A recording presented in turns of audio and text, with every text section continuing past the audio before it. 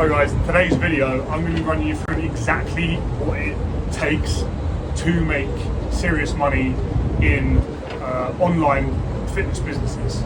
If you're an online coach or a personal trainer and you want to be making more money, if you see people online who are traveling the world and living in cool places and moving to Marbella or to Dubai, which is where I'm currently sat in the marina, and you think like, how the hell do they do it?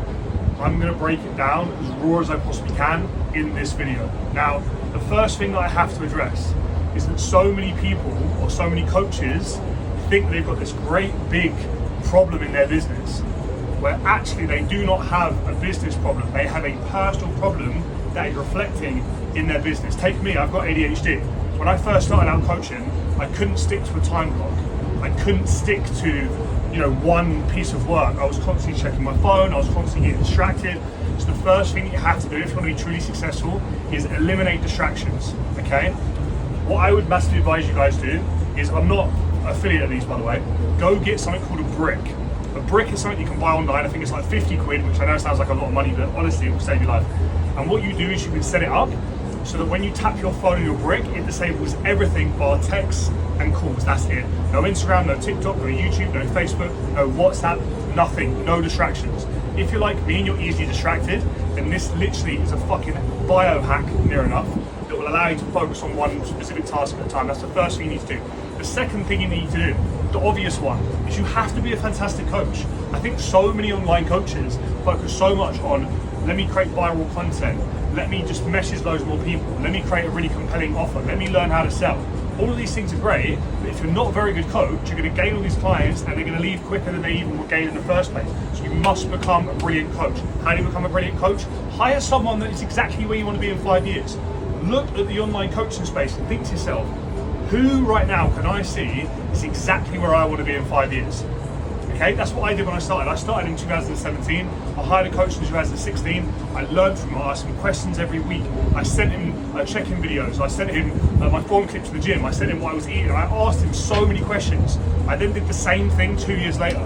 I did the same thing 2 years after that. I was constantly learning. I was attending seminars, webinars, online workshops, in-person workshops.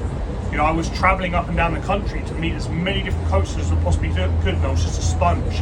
I was listening to podcasts constantly, whether it be 3DMJ or, whether it be, reading online forums or, whether it be sat on YouTube just absorbing as much information as I could, and then I was the project, I'm always going to continue to work on my body. I've been training now, I've been weight training for 16 years, okay, 16 years. When my clients, my online fitness clients who I used to coach were being coached by me, there's 15 years of experience that I could share with them. Okay, and I'd worked with 4 different coaches in 4 different niches. I'd been injured, I'd tried every different diet you could possibly imagine. I'd got a 6-pack and then bulked up again, then got a 6-pack and bulked up again. I did that multiple times. I could give them what they needed. I could give them what they wanted, and that's how I ended up coaching coaches, because I had enough skills, had enough results, had enough authority that I could do that. So if you're sat there thinking, how do I make more money? The very first thing you need to do is take a long, hard look at yourself and say, am I knowledgeable enough?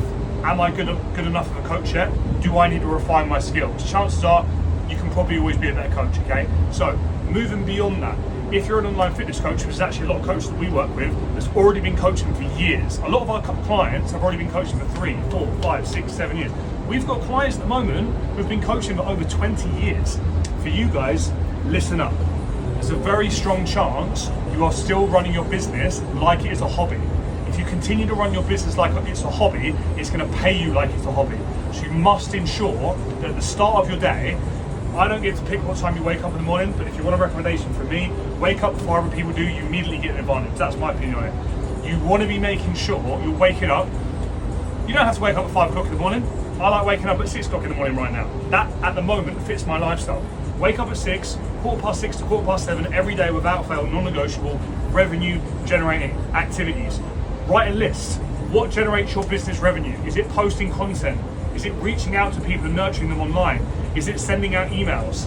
Is it asking ex-clients or ex-leads if they'd like to, a little bit of assistance? Is it sending out some free guides, some lead magnets, some resources? Is it creating free content like this to engage your audience? Maybe the revenue generating activities are simply taking consultation calls. Maybe the revenue generating activities would be going out into your local network and handing out leaflets and saying that, you're actually looking to onboard a few clients at the moment. Whatever it is, if you want tons and tons of ideas on that, go to my Instagram right now, George Lewinsky. I've got tons of ideas of ways that you can pick up clients. Realistically, right now, our coaches corner clients, when they join on board, they get a list of 30 ways.